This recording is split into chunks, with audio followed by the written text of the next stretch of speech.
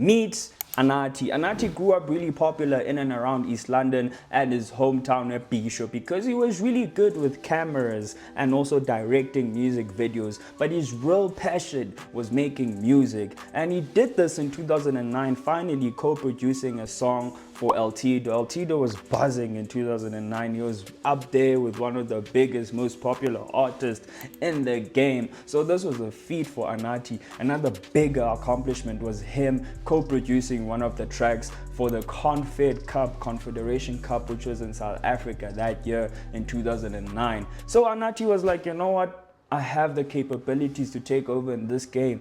I know how to maneuver. And in 2014, he was really ready to do so. And he did. He was the hook master at this point. He was literally being called up to be here on this hook, to be here on that hook. DJ Dimples was like, yo bro, we need you on Yaya. And he was there killing the hook. And even on My Own, he was there killing the hook, which I still play to this day. My Own is such a banger.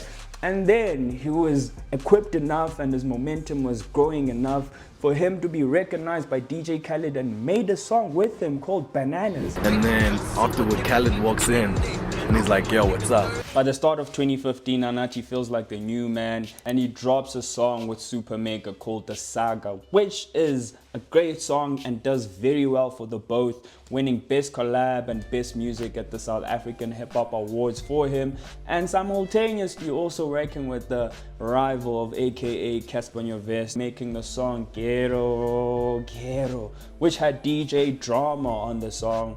Big song, by the way. And the next thing that he had to do now was drop his own album, which he did. Artifact, September of 2016.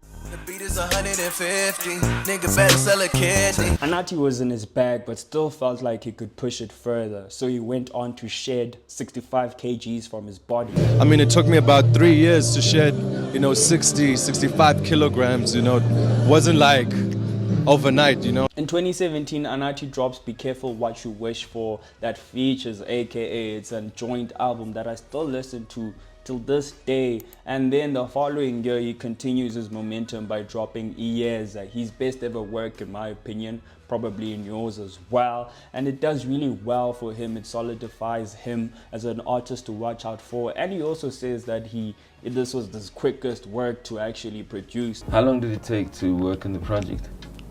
Not long.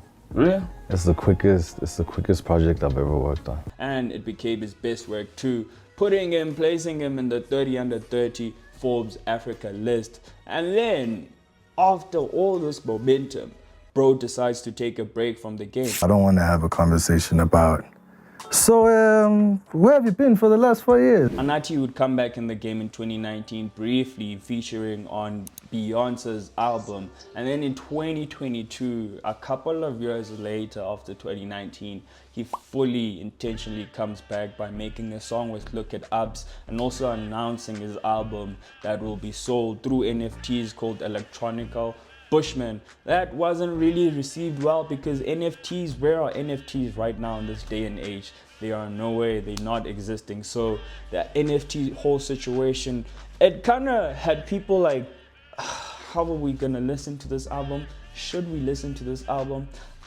Perhaps we shouldn't. And people didn't really resonate to that NFT stuff until later on. Now in the current day and age, Anatii now has worked with Chris Brown, he has worked on Busta Rhymes' album, and he keeps on teasing music that he is part of Amapiano or is part of Afrobeats, but he's always expanding his musical taste. So I wonder, when are we ever gonna get music from Anatii?